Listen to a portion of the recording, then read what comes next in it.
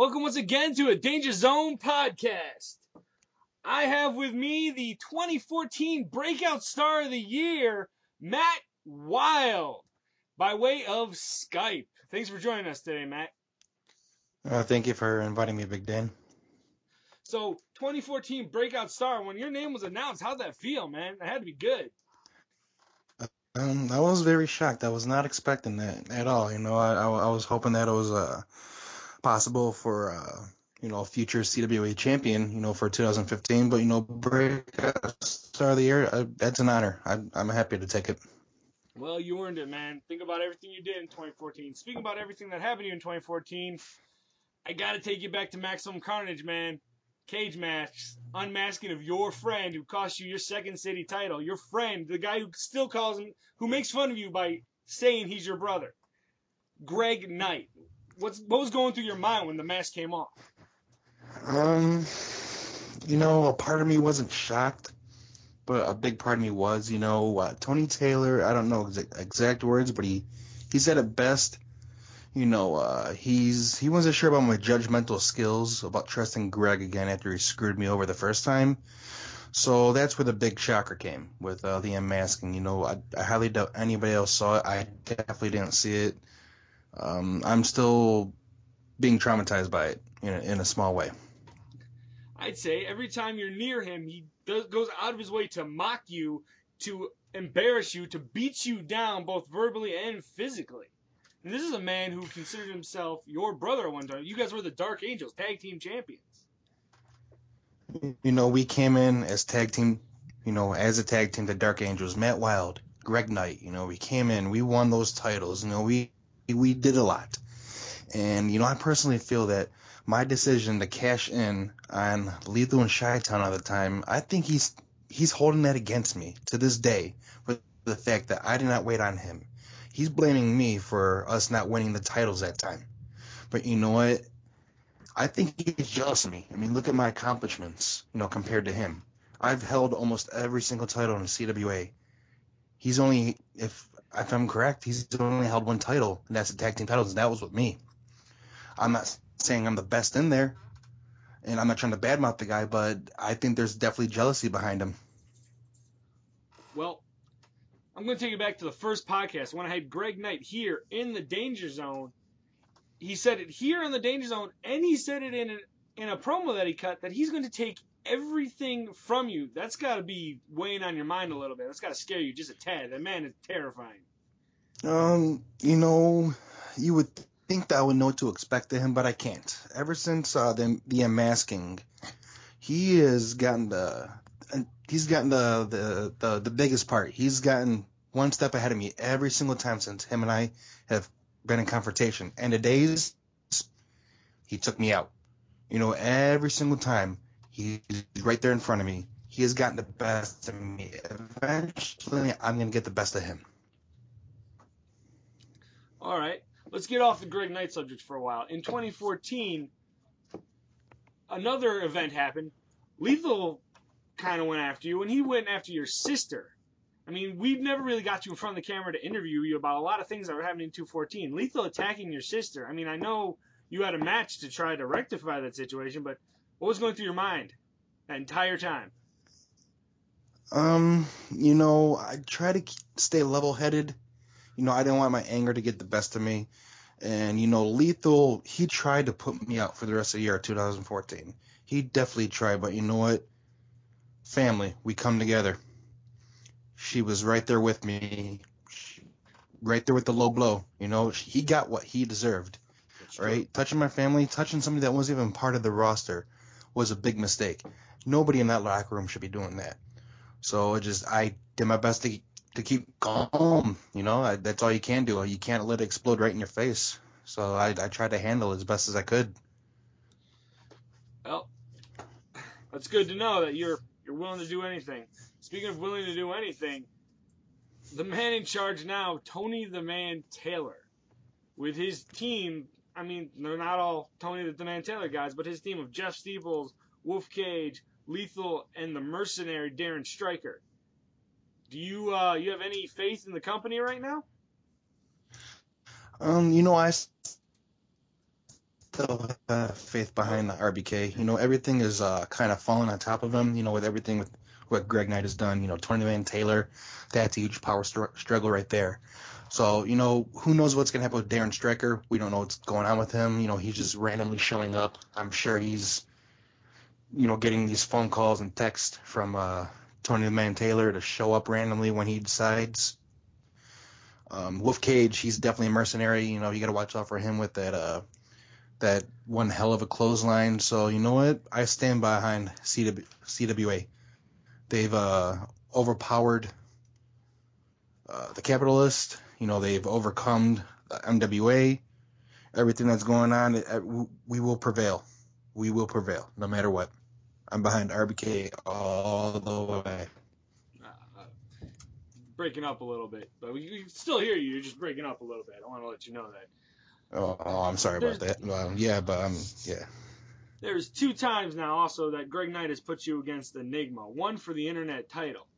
Are you interested in that title? Are you going to try to become a number 1 contendership for that, or is there another title that you have your crosshairs on? You know what? I'm a former internet champion, so I have no problem going for that title again. My main goal is the CWA title. Is it my time yet? No.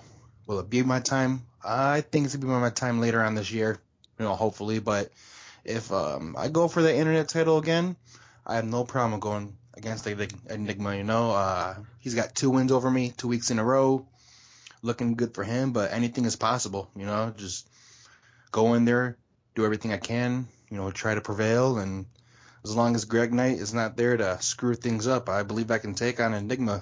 He's one hell of a competitor. That spear and his dark soul. I'm not scared of him though. There's a good chance I can hold that title and possibly be the longest reigning internet champion if I get the opportunity. Speaking of surprises and opportunities, we saw at the award show the arrival of Michael Andrews after a long absence. Granted, you were involved in a beatdown that involved you, Andrews, and RVK, once again orchestrated by Greg Knight. But when Andrews finally made his appearance, how did you feel about that entire situation?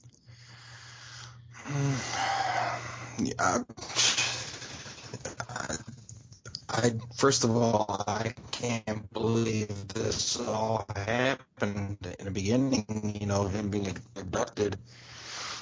When they brought him in, I was shocked. I really thought that, they were playing RBK for a fool, that Greg Knight was not going to bring Michael Andrews back. But, Michael Andrews looked, malnourished. He looked in terrible shape.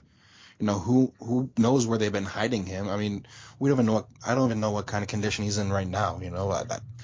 No, nothing's being said. I'm hoping RBK is keeping up on his condition, but I'm glad he's back. He can get back on his feet, and hopefully he could be a guy that can help us fight this war against the entity. All right.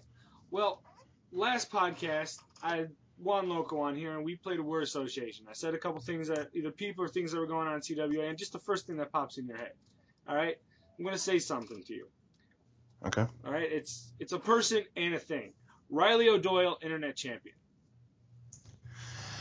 I know we were just talking about that, and that's the title you said that you wanted, that you had your crosshairs on, with the exception of the CWA title. But Riley O'Doyle, internet champion. Remember, at the award show, they voted Riley O'Doyle most likely to become the internet champion in 2015. Riley O'Doyle, internet champion. First thing that comes to your mind. Luck. I think that is all luck. If he wins that title, it's going to be all luck. I think that boy has a lot of skill, but he does not put all of it into the ring. So if he decides to put all of that into the ring, stop acting like a fool, I think he can actually accomplish something and get gain a title sometime. With the tag team titles come along, he can be a tag team champion. But with the internet title, I'm actually shocked that he got voted for most likely to get that title. With the kind of beatings he gets on a weekly basis, but surprises come and go. Right here in the CWA, you never know what's going to happen. All right. Another word association going back to 2014. Chi-Town legend winning the CWA title. First thing that comes to your mind. Once again, shocked. I don't think anybody expected this to happen. I mean, his music hit. We were all looking around for him. He was nowhere to be seen. Then out of nowhere, he came flying into that ring. Staples didn't even see it coming. I don't know, but all I can say is, job well done. The man deserved it. I mean, he cashed in that briefcase at the right time. So, I mean, I hope he can remain the CWA champ for a long time. Majority of 2014, I'm hoping he hits that record of the longest reigning champ. Speaking of CWA titles, that's the only title you have not held, correct? Correct. So for my goal this year, that's my goal. CWA title is your goal this year, to try to go for that? That is my major goal. I said before, as you stand right now, do you see yourself being able to go toe-to-toe with Chi-Town legend? I'm willing to take the chance if I'm given the opportunity. I know he's one hell of a competitor. He definitely has the ranks, and he definitely has a ring time over me, but I'm willing to step into the ring with anybody that's thrown at me, and I'm willing to prove myself to be one of the top guys into this company. Well, the reason I'm asking that is because, I'm sorry to interrupt you, but the reason I'm asking is because you got to have the lot weighing on your mind.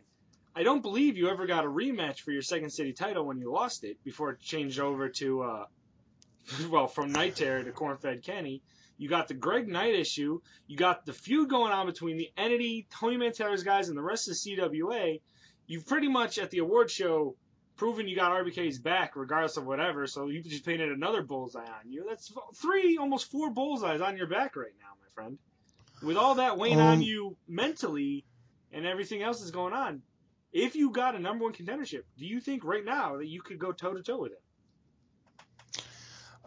If I am granted a number 1 contendership, I'm going to do what I can with it, but right now, it'll probably not be the best idea with everything that's going on, because I've yet to get my hands on Greg Knight. He, like I said before, he keeps on being one step ahead of me, and one time he's going to trip, and I'm going to be right there to catch him as he falls. So just that time, waiting. So I guess I'm definitely going to sidestep him. I'm going to watch him. I'm going to be like that lumberjack, swing that axe. He's going to take that fall right to the ground, and I'm going to drag him right out, take care of it. But I can hope and pray that if I'm granted that chance to go for that title again, to get my rematch, that nothing's going to backfire, but I'm going to do my best to do what I can do, with what's given to me. All right.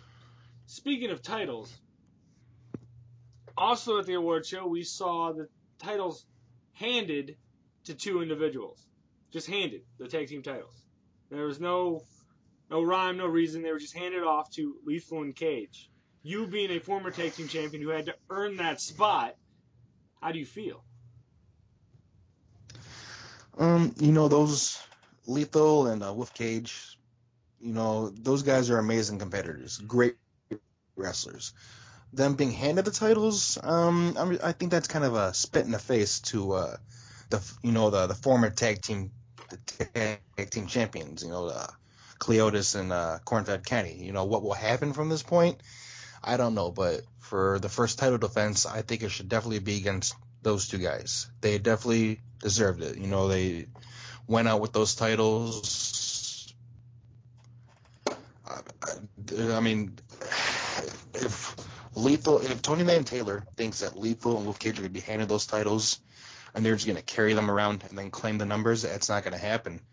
Eventually, someone's going to step on their toes and say, you know what, you're going to defend those titles. You're going to man up, right? There's no cowards here in CWA. Well, technically, if they wanted to, Jeff Steeples and General Joe could say, hey, we never lost them. I mean, yeah, they threw them out, but that's technically not losing them. So, well, with everything going on, yeah, that can possibly happen. We can see a 3-way, for those titles. You never know. We could see Corn-Fed and Cleotis go up against Steeples and Joe, to see who gets the number 1 contendership. But you never know what's going to happen. I highly doubt Joe and Steeps are going to go together, form again. I mean, who would trust those guys with those titles anyway? We don't know if they're going to throw them back out in the garbage. Right. But still, we don't know what Lethal and Wolf Cage are going to do with those titles either. Okay, just to let you know that we only have about 4 minutes left before our podcast is over here, so I'm just going to do 2 really quick questions right now. 2015, yep. What do you predict between you and Greg Knight? Because there's a lot boiling right there. Or is it just too much to try to describe in 4 minutes? Well, right now it's still the starting point. The real war is definitely going to come, and when it comes, it's going to be brutal. It's going to be bloody. It's one of us. It probably will never return after this war is finally over. I mean, Greg Knight's made my life a living hell in the CWA. After he turned his back on me the first time, I should have never trusted him after that, but I was stupid. And I learned from that. So when me and Greg Knight go to war, everybody's going to see it in that ring. They're going to see the hatred and the agony. They're going to see the brutality that's going to come when it happens, and it's going to happen. All right. Well, to close it out, predictions for 2015. What do you think? Who's going to fight who? What titles might change hands? Any prediction that you might have for 2015? Well, Wolf Cage is definitely going to cash in that briefcase for the Second City title, and I think he's going to be successful. Chi-Town Legend, he's definitely going to hold on to that title for majority of this year, hopefully until 2016. I'm hoping to overcome the power of Greg Knight. Hopefully after that, they'll get my foot one step further into the door to be hopefully a number 1 contender for the CWA heavyweight title. Those are my predictions. So no predictions for the entity, the group that has had a huge impact this past couple of months? Not just a couple months, most of 2014. With Mike Andrews back, RBK is fighting his big fight. I got his back. Once we get Mike Andrews back on his feet, we're going to take care of the entity. They won't be around too much longer as long as we can gain power, we can get ahead. We're going to fight this fight. It's either them or us. We will prevail. So we won't be seeing the entity anytime soon. In the next 3 or 4 months, hopefully a lot sooner than that. They're going to be gone. We're going to fight for that. No, you can only First hope. The entity, then Greg Knight. Wow. Big words. You pretty much just called out Greg Knight. But that's for another show. Ladies and gentlemen, I am Big Dan Dangerous. Once again, my partner? No. My interviewee, I guess, Matt Wild. Thanks for coming once again to the Danger Zone. We'll see you guys. Thank you, Dan. See you guys either at CWA or in 2 weeks at the Danger Zone.